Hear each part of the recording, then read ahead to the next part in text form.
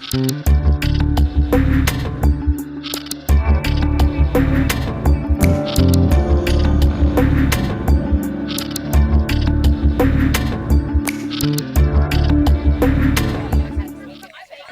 Chloe, were there any other treatments offered to you as an alternative to gender-affirming medical therapy? No, so during the whole course of my therapy, of speaking with psychiatrists and any of these physicians, there were no options that were ever presented to me or my mom and dad.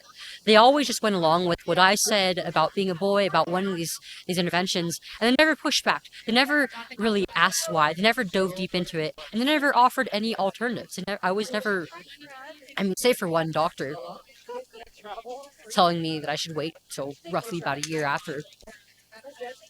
I never really had anybody push back on my transition, on my decision to undergo any of these treatments at the age that I was.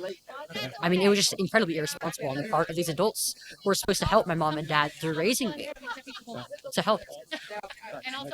And was it explained to you that these treatments were experimental uses?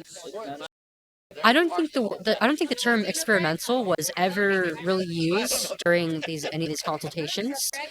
But I mean, they did talk in very vague terms um, about some potential complications from say like the blockers, the testosterone, and the surgery as well. But I frankly, no matter how in depth these explanations were, at the age that I was, I wouldn't have been able to make an informed decision or consent to any of this. I mean, children, especially adolescents, are notorious for making decisions that aren't in their best interests. And my mom and dad, I mean, of course, I had to have parents sign off on these, but it was under the pretense that it was for the sake of my health, that it was going to make me better.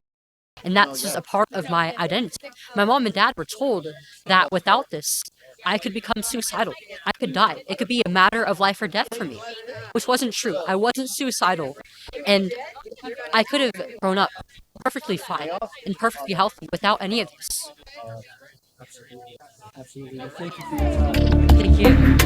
And if you have a situation that's happened to your child, if you're a teacher that's experiencing a hostile work environment, for example, you can click on our tab at coloradoparents.org that says Incident Report, and you can submit that confidential report online, and we'll go to our amazing team that we connect with an attorney, we reach out with your school board, and we'll help take you and guide you through the steps to help you best advocate for the best solution possible. Excellent. Well, thank you.